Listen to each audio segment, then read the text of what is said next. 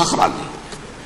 یہ ہماری کمٹمنٹ ہے مذہبی یہودیوں کے ساتھ کہ ہم یہاں پر جو ہے ٹیمپل بنائیں گے, تھرڈ ٹیمپل, ہیکل سلیمانی کی تیسری مرتبہ تعمیر یہاں ہوگی. لیکن ظاہر بات ہے فلسطینی کیسے مان لیں, مسلمان کیسے مان لیں؟ یہ ہے وہ چیز کہ جس کی وجہ سے وہ سارا معاملہ ناکام ہوا. ویسے مجھے یقین ہے کہ اگر فلسطینی مان بھی لیتے تبھی یہودی جو ہے جس طریقے سے اسحاق ربیون کو اس نے قتل کر دیا تھا تو یہ اس کو بھی, یہود باراک کو بھی قتل کر دیتے, اور وہ کسی صورت تسلیم نہ کرتے کہ یہ یروشلم جو ہے یہ انڈیوائیڈڈ سٹی نہ رہے بلکہ ڈویژن ہو جائے اس کی, اور صرف مغربی حصہ ہمارے پاس رہ جائے اور مشرقی جو ہے عربوں کے پاس, کبھی تسلیم نہیں کرتے, مر جائیں گے. اب دیکھیں اس وقت شکل کیا ہے. میرا اندازہ یہ ہے کہ اب جو مذہبی یہودی ہے ان کے صبر کا پیمانہ لبریز ہو گیا ہے, اور اب ایک مڈ وے آدمی اس وقت وہاں پر آ گیا ہے, ٹوپی والا.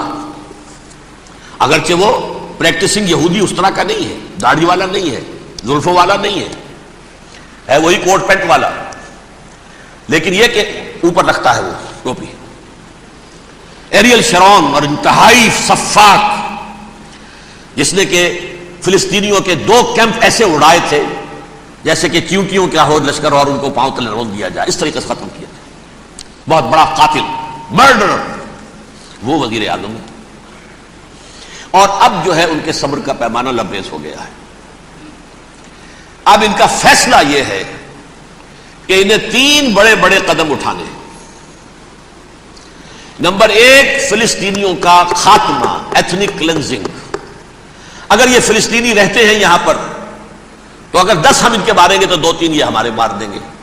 تو اسرائیلی کی جان تو بہت قیمتی ہے, یہ تو خیر 1000 بھی مر جائے تو کوئی بات نہیں, یہ تو کیڑے مکوڑے ہیں, جنٹائلز ہیں, گوئمز ہیں, یہودی وہ مر گئے, لہذا ان کا ٹنٹا بکاؤ, اب ان کو ختم کرو. وہ اشتہار شاید آپ کے نظروں سے گزرا ہوگا جس میں میں نے یہ الفاظ لکھے ہیں کہ بوسنیا کی ایتھنک کلینزنگ جو ہے ماند پڑ جائے گی, اور جو کچھ ایتھنک کلینزنگ ہوئی تھی 500 برس قبل ہسپانیہ میں, اس کا نقشہ آپ دیکھیں گے دنیا میں.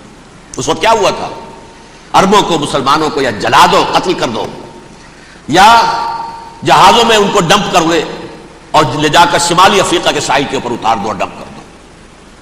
ایک بچہ بھی نہیں رہنے دیا تھا ہسپانیہ میں. 1492 میں سقوط غرناطہ ہوا ہے, اور اس کے بعد 10 سال کے اندر اندر ایک ایک بچہ مسلمانوں کا ختم کر دیا. یہ ہے فیصلہ ان کا. اب بہت بڑا قدم وہ اٹھانے پر مجبور ہے. کب تک آپ رہیں گے؟ ہمارے لوگ مارتے ہیں, 16 نوجوان ہمارے مار دیے. لیکن آج گھر تھا, اس میں ایک چلا گیا فلسطینی, بم اپنے جسم سے باندھ کر وہاں اڑا دیا, خود بھی اڑ گیا, 16 ان کے نوجوان اڑ گئے. لہذا یہ چیز ان کے لیے ناقابل برداشت ہے. ان کے صبر کا پیمانہ اب لبریز ہو رہا ہے. نمبر 2, انہیں بہرحال اب یہ کرنا ہے کہ مسجد اقصی کو گرائیں, قبۃ الصخرہ کو گرائیں اور ٹیمپل بنائیں. یہ انتفاضہ جو اب شروع ہوا 1 سال پہلے سے, یہ شیرون نے دورہ کیا تھا, مسجد اقصی میں گیا تھا, اور اس نے 3rd ٹیمپل کی تعمیر کے لیے ایک پتھر جو ہے بنیاد کا پتھر رکھنے کا ارادہ ظاہر کیا تھا, جس پر فلسطینی نوجوان اٹھے, وہ اینٹیں لے کر اور روڑے لے کر, اور اس وقت سے یہ سلسلہ چل رہا ہے. کتنے مارے جا چکے ہیں فلسطینی, لیکن کچھ نہ کچھ یہودی بھی مرے, اسرائیلی بھی مرے. اور جیسا کہ میں نے عرض کیا, اب ان کے صبر کا پیمانہ لبریز ہو گیا. انف از انف. اب ہم اس معاملے کو ایک دفعہ جو ہے فائنلی ختم کر دیں اور اب بنائیں گے. لہذا اب جو ہے کئی ٹن وزن کے وہ جو پتھر تیار ہو کر آگے رکھ دیے گئے ہیں کہ یہاں یہ بنیاد پڑنی ہے, اس کے اندر یہ پتھر لگے. بلکہ ایک لطیفہ بھی مجھے یاد آیا ہے, یہ کوئی 30 سال پرانی بات ہے. اس قبۃ الصخرہ کی مرمت ہوئی تھی, تو اس کے اوپر جو یہ سونے کی پتری چڑھی ہوئی ہے, یہ شاہ حسین اردن والے جو ہے, ظاہر بات تھا بھی انہی کے تسلط میں, یہ انہی کی تولیت میں تھا سن 67 سے پہلے, اس زمانے کی بات میں کر رہا ہوں. تو انہوں نے پتہ نہیں 30 من تھا یا 30 ٹن تھا سونا جو ڈونیٹ کیا تھا اس کے اوپر یہ پتری چڑھانے کے لیے, جو بہت بڑا گنبد نظر آتا ہے پورے کے پورے ماحول کے اوپر چھایا ہوا. اس وقت یہودی اخباروں نے لکھا تھا, بہت اچھا ہے, یہ سونا ہمارے کام آئے گا جب ہم اپنا ہیکل تعمیر کریں گے. کہاں جائے گا سونا؟ سونا یہی رہے گا نا, جب ہم گرائیں گے ہمیں وہ سونا مل جائے گا. اب وہ اس پر آ گئے, مزید دیر نہیں کر سکتے.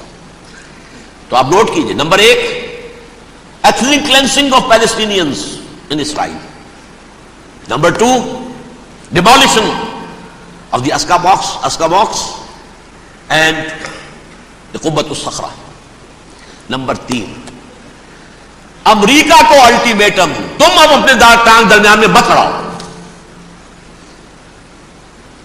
اور اس کے لیے دھمکی، اگر تم نے ہمارے معاملے میں رکاوٹ ڈالی تمہاری اینٹ سے اینٹ بجا دیں گے۔ لیکن یاہو نے یہ کہا تھا میں واشنگٹن میں آگ لگا دوں گا۔ یہ انہوں نے امریکہ میں عظیم ترین دہشت گردی کر کے امریکہ کی ایڈمنسٹریشن کو، انتظامیہ کو یہ دھمکی دے دی ہے کہ باز آ جاؤ۔ چنانچہ میں یہ بات کہہ کے پرسوں جمعے میں اپنی مسجد سے، مسجد دارالسلام سے نکلا، شام کو، اسی شام کو میں نے ایریل شیرون کی تقریر سن لی T V per.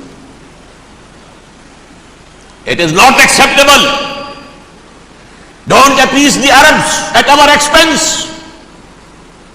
We are not going to become Czechoslovakia. We have to depend on ourselves only and rely on ourselves only.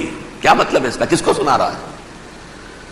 امریکہ بہادر، ہم تمہارے محتاج نہیں ہیں، ہم تمہارے ٹکڑے اڑا دیں گے، ٹکڑے کر دیں گے تمہارے، تم بیچ میں آؤ تو صحیح ہم، اور دیکھ لو ایک نشانی ہم تمہیں دکھا دیتے ہیں۔ مجھے 100% یقین ہے یہ پورا ہسٹوریکل پروسیس، اور جس جگہ یہ پہنچ گیا ہے، جس کریٹیکل پوائنٹ تک یہ پہنچ چکا ہے، یہ جو بھی حملہ ہوا ہے ورلڈ ٹریڈ سینٹر پر اور پینٹاگون پر، یہ اسرائیل کا کام ہے۔ اسرائیل سے کم تر کسی ادارے کے لیے ممکن ہی نہیں، اس لیے کہ اسرائیل کے ایجنٹ امریکہ کے پورے نظام کے اندر جو ہے گھسے ہوئے موجود ہیں، ہر جگہ موجود ہیں۔ جیسے سرطان کا پھوڑا ہوتا ہے پورے جسم میں وہ اپنی جڑیں جما لیتا ہے، ایسا ہے وہاں۔ پوری ایڈمنسٹریشن، پوری اکانومی، تمام ذرائع ابلاغ، پرنٹڈ میٹر ہو یا یہ کہ الیکٹرانک میڈیا، سب ان کے قبضے میں، ڈیفنس کا سارا معاملہ ان کے قبضے میں ہے۔ کوئی اور طاقت یہ کر ہی نہیں سکتی۔ امریکہ، اس کے سیکیورٹی کے معاملات تہ در تہ، دائرہ اندر دائرہ، اس دائرے تک 100 میل تک کوئی جہاز آ جائے گا اگر کہیں جو کہ ان آئیڈینٹیفائی ہو تو یہ ہو جائے گا، اس سے آگے آگے تو یہ ہو جائے گا، اس سے آگے، اور وہ آ رہا ہے، چلا آ رہا ہے، پینٹاگون پر آ گیا ہے، اور 1 گھنٹے بعد آیا ہے۔ پہلی سٹرائک جو ہوئی ہے ورلڈ ٹریڈ سینٹر، اس کے 1 گھنٹے کے بعد پینٹاگون پر آ گیا۔ پینٹاگون وہ تو یوں سمجھیے ان کی مملکت کا حساس ترین دفاع کا مرکز، اور اس کا 1/3 حصہ جلا کے راکھ کر دیا انہوں نے یہ دھمکی دی ہے۔ لیکن اس سے ان کے پیش نظر مقاصد کیا تھے؟ 3۔ اس دہشت گردی کے 3 مقاصد۔ فوراً اس کا رخ موڑ دینا اسامہ اور اس کی القاعدہ کی طرف۔ امریکہ